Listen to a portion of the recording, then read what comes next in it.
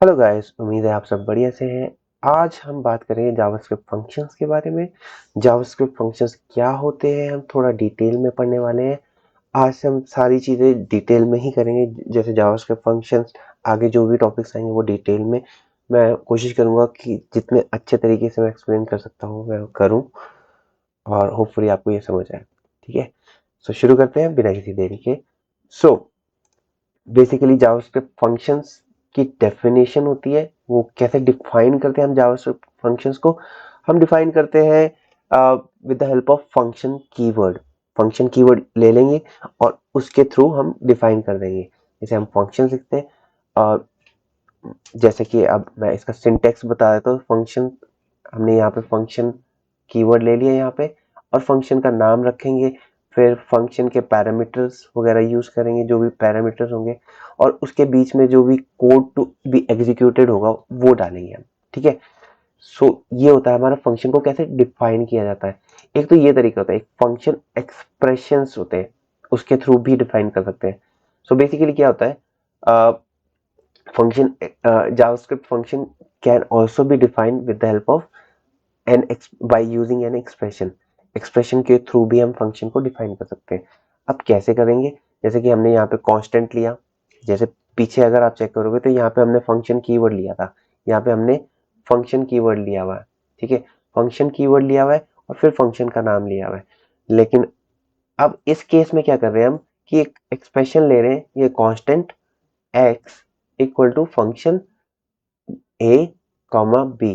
ठीक है, अब इसके थ्रू, अब मतलब हम एक वेरिएबल में स्टोर कर दे रहे हैं, फंक्शन की जो वैल्यू है वो स्टोर कर दे रहे हैं, तो उसके थ्रू भी हम डिफाइन कर सकते हैं फंक्शन को। मोस्ट कॉमनली यूज टेक्निक ये है आजकल। सो फिर हम एक फंक्शन का कंस्ट्रक्टर भी यूज कर सकते हैं। एक और अलग तरीका है जैसे डिफाइन करने का, फंक्शन को कैसे मतलब इन्वोक किया जाता है, वो एक ये फंक्शन कंस्ट्रक्टर के थ्रू होता है। कि जैसे कि हमने ये पिछले एग्जांपल्स में देख लिया था कि ये सारी चीजें हम कर सकते हैं, कीवर्ड के थ्रू कर सकते हैं या नॉर्मल डेफिनेशन के थ्रू। हम इसका जो बिल्ट इन जावास्क्रिप्ट फंक्शंस है, कंस्ट्रक्टर है, उसके उसके थ्रू भी कर सकते हैं।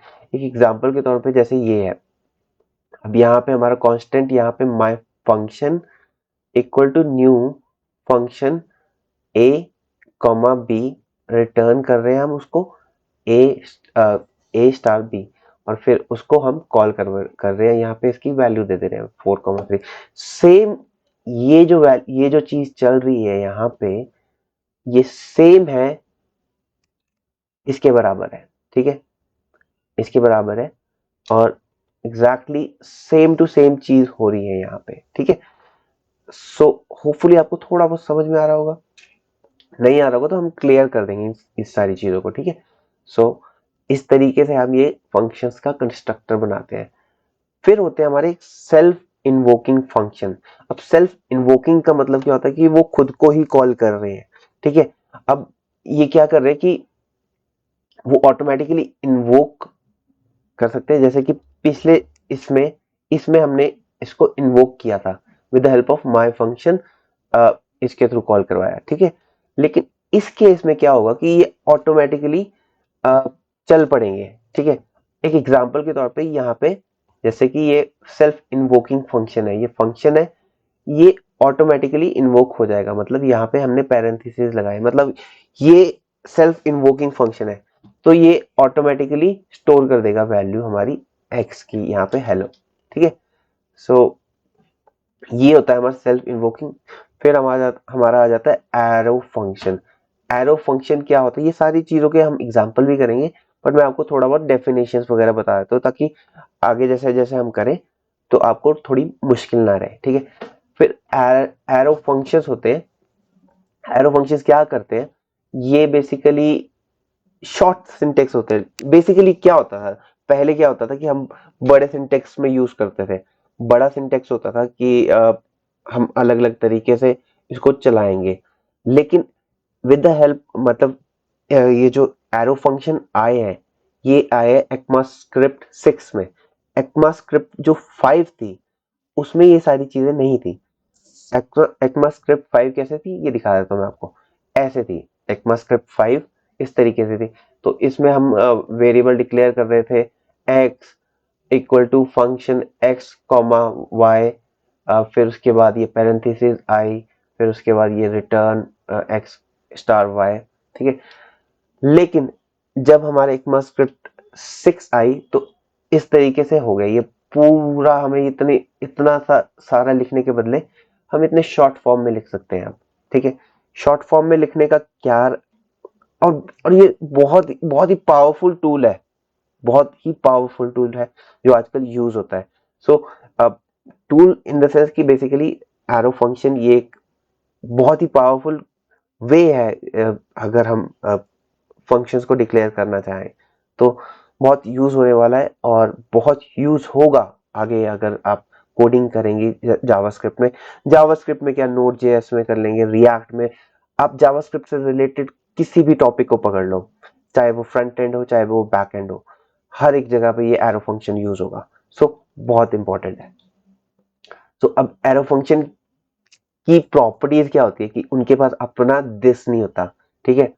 दिस नहीं होता कि मतलब आ, वो एक्चुअल में,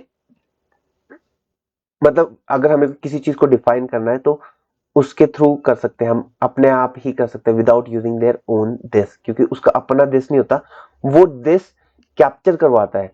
फॉर एग्जाम्पल हमें पहले अगर किसी नॉर्मल फंक्शन में कॉल करवाना होता था तो हम दिस को बाइंड करवाते थे, लेकिन इस केस में दिस को बाइंड नहीं करवाते। इस केस में क्या होता है कि ये दिस ऑटोमेटिकली उसका उठा लेता है जिसका चाहिए होता है, ठीक है।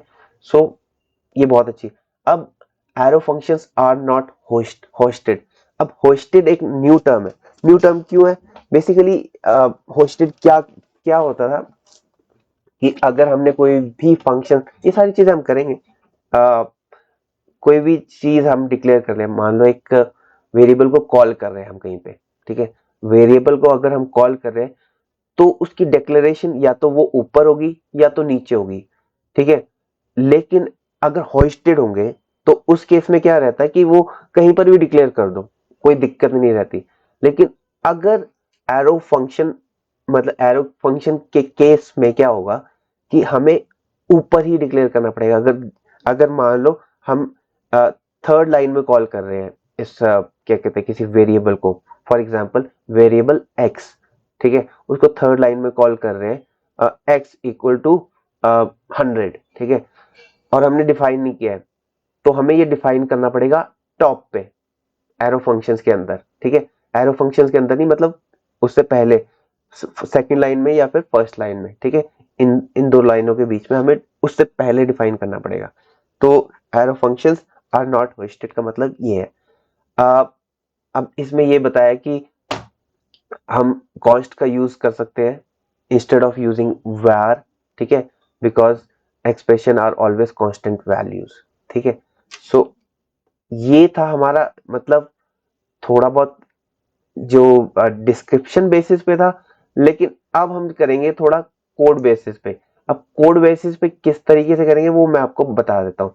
अब देखो बेसिकली क्या होता है कि अब जैसे ये हमने किया है यहाँ पे, ठीक है, ये हमने किया और हमारे पास क्या क्या वैल्यूज हैं, हम ये सारी चीजें चेक करते हैं।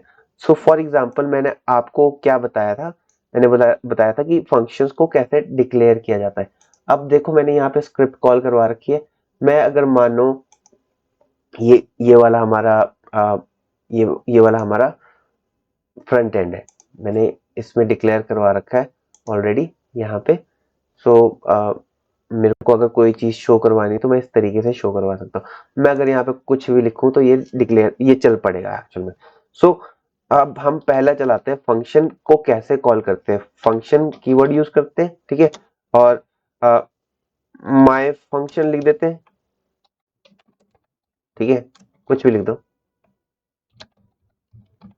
माय फंक्शन, ठीक है, माय फंक्शन। और उसके बाद जो भी हमने स्पेलिंग सही लिखनी है, एक्चुअल में ये स्पेलिंग गलत है एक्चुअल में, ठीक है, ठीक है, फंक्शन। और मैं कंसोल डॉट लॉग करवा रहा हूँ, कंसोल डॉट लॉग करवाऊंगा कुछ भी, ठीक है, कुछ भी बोला तो मतलब कुछ भी, ठीक है, कुछ भी करवा दिया हमने, ओके। सो मैं कंसोल लॉग करवाऊंगा। अब ये देखो मैंने डिफाइन कर दिया है, मैं अगर यहाँ पे चलाऊंगा कोई फर्क नहीं पड़ेगा, इसको कोई एरर नहीं आएगा, कुछ कंसोल में भी नहीं दिखाएगा। क्यों नहीं दिखाएगा? क्योंकि हमने ये देखो डिफाइन तो कर दिया, लेकिन हमने ये नहीं बताया कि चलाना भी है। अब चलाने का तरीका क्या होता है, सीधा माई फंक्शन को, अब ये माई फंक्शन को कॉल करो इस तरीके से, ठीक है, इस तरीके से कॉल कर दो, सेव करो और उसके बाद चलाओ, कुछ भी आ गया, ठीक है, आपको दिख रहा होगा यहाँ पे कुछ भी आ गया यहाँ पे। सो ये तरीका होता है नॉर्मली जो मैंने आपको, ये तो एक ट्रिवियल फॉर्म था जो मैंने आपको पहली स्लाइड में बताया था, आप वीडियो में पीछे जाके देख सकते हैं, ठीक है। फिर एक दूसरा तरीका है, जैसे मैंने आपको बताया था const, const X equal to, ठीक है, फंक्शन, फंक्शन कीवर्ड लिया, इक्वल टू नहीं लिखा एक्चुअल में, इक्वल टू फंक्शन, फंक्शन के अंदर मतलब जो भी हमने वैल्यू डालनी है ए कॉमा बी, ठीक है, फिर ए कॉमा बी के अंदर मैं मान लो कोई भी एक्सप्रेशन डाल देता हूँ, एक्सप्रेशन, अब इसको हम अलग अलग लाइनों में भी लिख सकते हैं, कोई दिक्कत नहीं है, कोई एरर नहीं आएगा। तो रिटर्न करेंगे, रिटर्न क्या करेंगे हम, रिटर्न क्या करते हैं हम ऐसे कंसोल डॉट लॉग कर देते हैं, रिटर्न क्यों करना हमने, ए कंसोल लॉग क्या करेंगे हम, ऐसा करते हैं कंसोल लॉग करते हैं हम ए प्लस बी, ठीक है, देख लेते हैं क्या रिजल्ट आता है। लेकिन अभी हमने ये सारी चीजें कर तो दी ना डिफाइन, तो हम x की वैल्यू भी डिफाइन करेंगे। तो हम क्या करेंगे, x x लिया हमने, x के अंदर a की वैल्यू भी जाएगी और b की वैल्यू भी, क्योंकि ये दो पैरामीटर मांग रहा है, ठीक है। पैरामीटर में क्या चाहिए हमें, मतलब 33 और 44, देखते हैं ये सम करता है कि नहीं करता, क्योंकि अब देखो ना हमने फंक्शन कॉल करवा लिया, कॉल करवा लिया, अब चेक करते हैं ये वर्क करता है कि नहीं करता, होपफुली कर जाए। रीलोड करते हैं, वैसे तो यहीं पर ही आंसर आ जा रहा है, तो हम यहाँ पे आंसर आ गया हमारा, ठीक है, होपफुली आपको ये दिख रहा हो, ये हम ब्राउजर में भी देख सकते हैं। तो मैं दोनों जगह पे दिखा देता हूँ आपको, ये देखिए दोनों जगह पे आ गया रिजल्ट। सो होपफुली आपको ये क्लियर, देखो ये ब्राउजर पे भी चला सकते हैं, मैं अभी सोच रहा हूँ कि इसी में चलाता हूँ, क्योंकि यहीं पर ही अगर हमारा रिजल्ट आ रहा है तो हम यहीं पर ही शो करवाते हैं, ताकि आपको भी आसानी रहे, क्योंकि बेसिकली आपने तो ब्राउजर में चलाना है ना, ये ब्राउजर में जो चला रहे हैं हम, तो ये एक्चुअल में ये ब्राउजर में ही ये एज अ ब्राउजर ट्रीट किया जा रहा है यहाँ पे। सो मैं इसको पहले तो यहाँ से हटा देता हूँ ताकि आपको सारी चीजें प्रॉपरली दिखे, ठीक है। तो ये 77 कुछ भी आ गया, ठीक है। अब मैंने ये दो तरीके तो बता दिए थे, अब तीसरा तरीका मैं बताता हूँ जो मैंने यूज किया था, जो कि मैं स्लाइड से ही कॉपी कर लेता हूँ, स्लाइड से ही कॉपी कर लिया मैंने, और स्लाइड से कॉपी करके ये मैंने फंक्शन कीवर्ड के थ्रू यूज किया, ठीक है। अब ये भी वही काम करेगा, माय फंक्शंस, अगर मैं माय फंक्शंस के अंदर अगर मैं कुछ भी ये वैल्यू कर रहा हूँ यहाँ पे, तो ए कॉमा बी, ठीक है, ए कॉमा बी में वैल्यू क्या डालेंगे, 22,7, ठीक है। अब देखते हैं इसकी कोई वैल्यू आती है कि नहीं आती है, ठीक है। अब इसको अगर हम रन करते हैं तो वैसे कुछ वैल्यू नहीं आई, क्योंकि हमने कंसोल में कोई चीज प्रिंट नहीं कराई। लेकिन अगर मैं चाहूं तो एक यहाँ पे डेव ले लेता हूं, ठीक है, डेव ले लेता हूं, डेव ले ली, उसकी आईडी ले ली इक्वल टू डेमो, ठीक है, डेमो आईडी ले ली, और उसके अंदर मैं कुछ भी अगर प्रिंट करवाना चाहता हूं तो document dot gate elements bye ID, ID क्या होगी हमारी इस केस में, आ, इस केस में होगी डेमो, और इसका property dot inner HTML, inner HTML equal to, देखो बहुत आसान है, अगर आप पॉइंट वाइज चलोगे, ठीक है, इनर एचटीएमएल हमारा ये चीज होगी, और अब होपफुली ये वर्क करेगा। देखो यहाँ पे कुछ नहीं शो हुआ, अब ओके सॉरी, यहाँ पे अगर हम शो करवाएंगे तो ये देखिए आ रहा है रिजल्ट, है ना, सही आ रहा है ना रिजल्ट। हमने क्या करवाया, इसका रिटर्न, रिटर्न करवाया हमने क्या कहते हैं, मल्टीप्लिकेशन, मल्टीप्लिकेशन आ गई इसकी, ठीक है। सो होपफुली ये आपको समझ में आ गया होगा थोड़ा बहुत, ठीक है। अब मैंने होस्टिंग की बात की थी, होस्टिंग का मतलब क्या होता है, देखो होस्टिंग का मतलब ये है कि अगर मान लो अ, मान लो मैं ये जो x है इसको मैं ऊपर ले जा लेता हूँ, ठीक है। अगर मैं x को ऊपर ले जा लेता हूँ तो क्या होगा, तो हमारे इस केस में एरर आ जाएगा, ठीक है, एरर आ जाएगा। एरर क्या होगा, एरर क्या होगा, देखो इसमें ये एरर आ गया।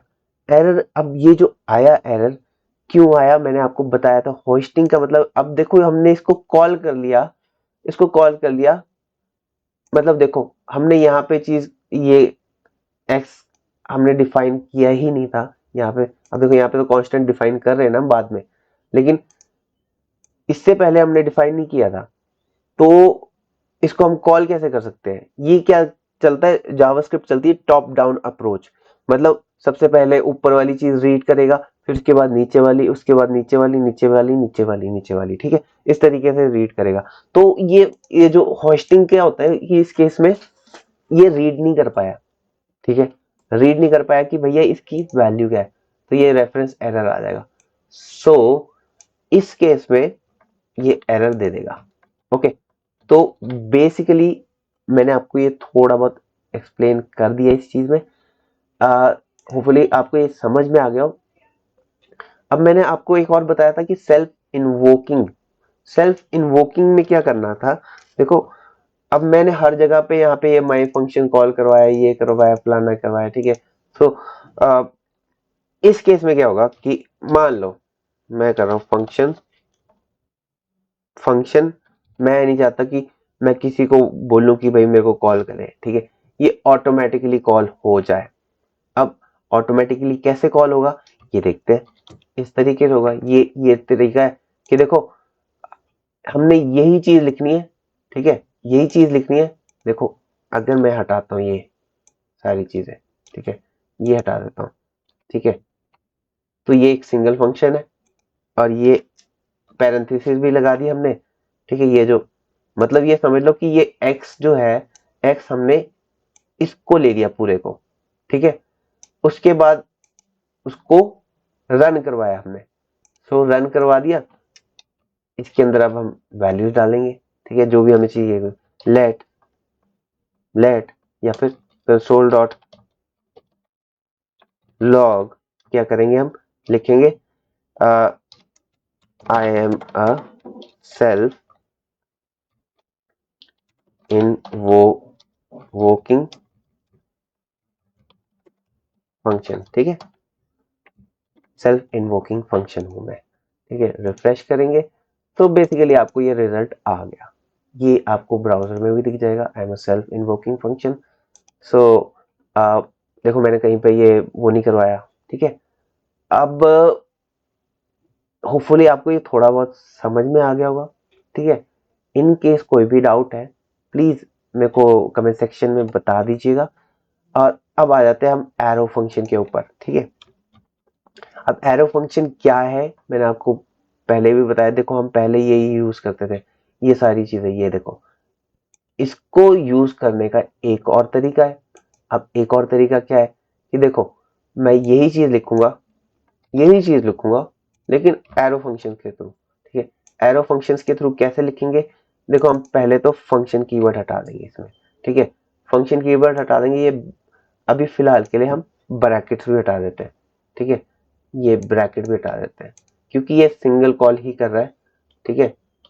अब एरो, एरो बना दिया हमने, और ये ये क्या करेगा कि हमारा यहाँ पे रिजल्ट हमें शो करवाना है, तो रिटर्न करवाना है हमने कुछ भी, मान लो अगर हम कुछ रिटर्न करवा रहे हैं, रिटर्न,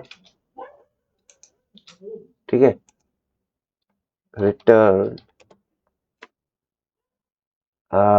ओके, क्योंकि ये x ऑलरेडी डिफाइन है तो ये एक एरर दिखा रहा है, ठीक है। z कर देते हैं हम, ठीक है, इस केस में भी z कर देते हैं। ओके, होपफुली ये सारी चीजें ठीक है। a plus B, right, return करवा देते हैं। या तो हम इस तरीके से लिख सकते हैं, वैसे बेसिकली सॉरी, इसको हम इस तरीके से लिखते हैं। हाँ, ये एक्चुअल में अब सही होगा, क्योंकि अब हम कंसोल लॉग भी करवा सकते हैं। कंसोल लॉग करवाते हैं, सुनो, डॉट लॉग ए प्लस बी, ठीक है। ये हमारे यहाँ पे 33 हो गया।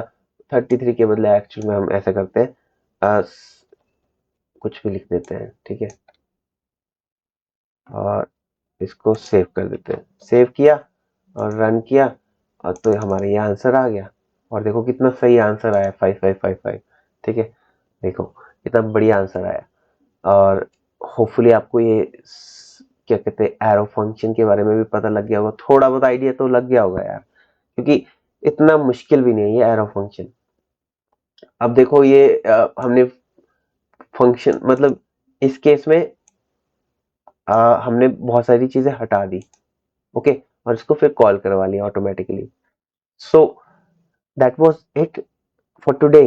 होपफुली आपको मेरा चैप्टर समझ में आया होगा। इन केस कोई डाउट है प्लीज कमेंट सेक्शन में बताइए। वीडियो को सब्सक्राइब करना ना भूलिए। Thank you so much guys, have a nice day.